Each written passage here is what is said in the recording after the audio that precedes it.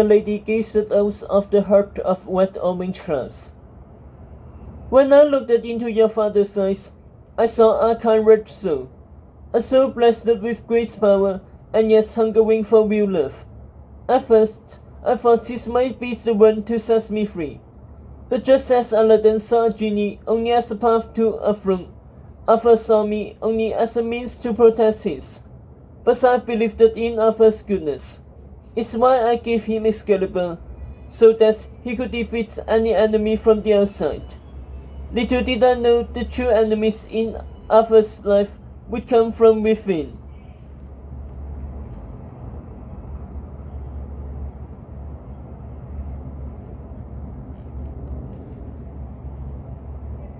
She paused, the sun sliding deeper into the sea.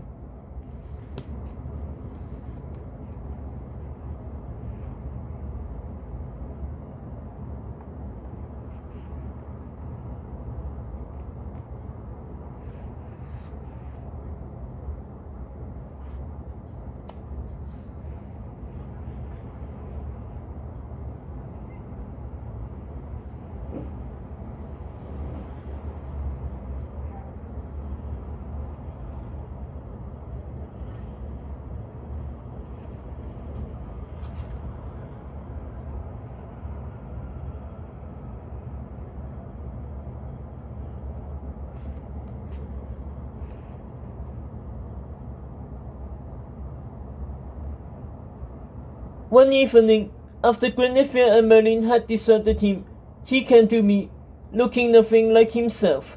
His hair was wild, his eyes frizzled, his breath smelling of drink. He had made a mistake, he told me. A mistake long ago that he thought had no consequences. But someone had come to his court who had suggested otherwise. A Green Knight who Arthur then killed. Even so, Arthur was afraid others might know what the knights did. The Arthur's secrets would come to light and destroy not only him, but his kingdom and those he loved. He needed to see what would happen. He needed to see the future, so that he could fend off any harm that might be done. He had already gone to the school for good and evil, to his friend August Sadder, but a seer like Sadder cannot answer questions of what is to come, not without losing decades of life as punishment. Desperate, Arthur went to the schoolmaster too, asking if the famed wizard had a spell or a crystal ball that might reveal the future. The schoolmaster offered no answers and yet seemed amused, Arthur recalled, as if he knew precisely what disturbed the king. But then, Arthur noticed the historian behind the schoolmaster's back. The historian that was telling King Arthur's tale at the time, a man that Arthur and his new advisors believed that responsible for the downturns in the king's fate. Indeed, Arthur had been considering ousting the historian and taking his powers for himself as one true king. Except now, the enchanted man was writing something behind the schoolmaster's back. Something only the king could see. Asked the lady. By the time the schoolmaster had turned, the words had vanished. Arthur was stunned. Of course, the historian doesn't address the reader. The historian doesn't drum ahead. And yet, now it had, as if the historian was trying to lead him. So he came to me, just as the pen told him, asking to see the future. I didn't question the historian's orders. I knew the pen did not waste off outside turn without good reason. I pulled an apple from my breast, greenest of greens, and told the king any question he asked it would be answered with a bite. I am not a seer, of course, but the historian knew my power to see all the woods to a story might stick, like an eagle from above. Arthur spoke his question out loud. Who will have my throne? He bit into my pepper. The future flashed through his mind. All the futures, all the possible answers to his question, like a wizard tree bloomed from a single fruit. His eyes filling with surprise, regret, terror, and hope. That is what I remember the most. That delicate look in his eyes, two gleaming pools of hope.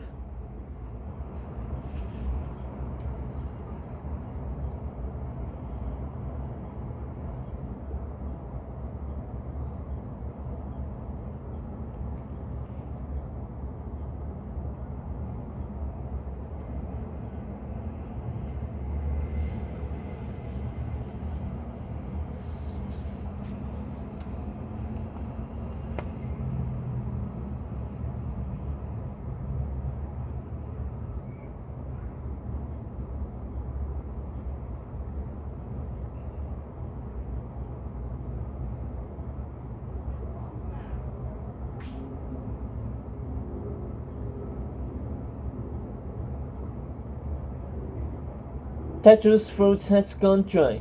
It was Agatha who managed the words first. You both knew all of this would happen?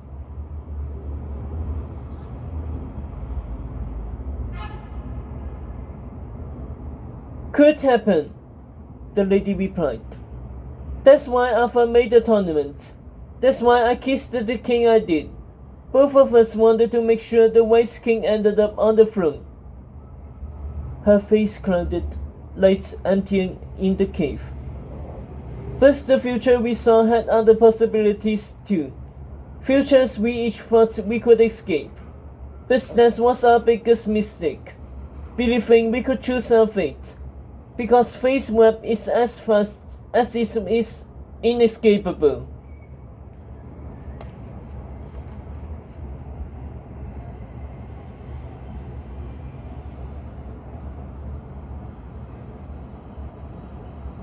She hunched deeper into her bow. Nemo, Marlene spoke, low and urgent. But surely you know where the real sword is? You make Excalibur. It's your magic, Tetris pleasured. You can save Tetris, said Agatha fervently. You can save all of us. The Lady of the Lake didn't look at them. High above the snow, her eyes remained on the blaze swept over her realm, each a copy of the one she forgot for king long ago. Tears dotted her eyes, her gun's fingers trembling. Finally, she turned, half-shadowed.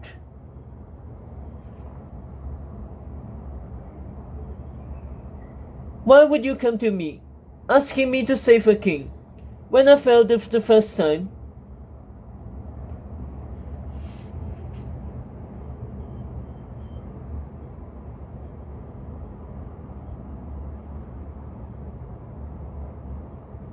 Tetros didn't understand at first, but then he saw the look on her face, the same look he'd seen inside a crystal ball. It happened that last time they were in Avalon. He and Agatha had gone into the lady's memories. They'd seen the lady kiss the snake as Chetik lay dead on the shore. Tetros watched the lady with Japheth, her face blushed with love. But as her and Japheth's lips parted, her eyes gazing into his, her face changed. Love turned to fear, panic, guilt, as if she knew she had done something wrong.